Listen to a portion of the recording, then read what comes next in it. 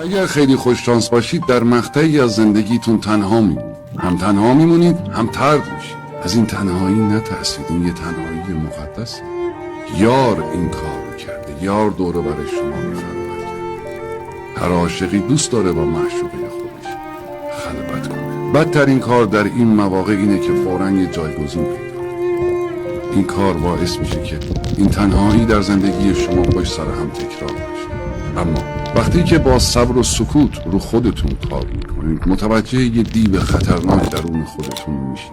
دیوی نیازمند، دیوی گدای دیگران. و اتفاقا عاشق میخواد این دیو رو از بین ببره.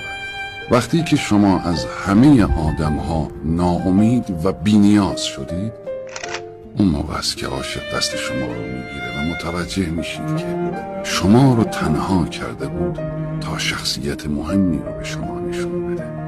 خودتون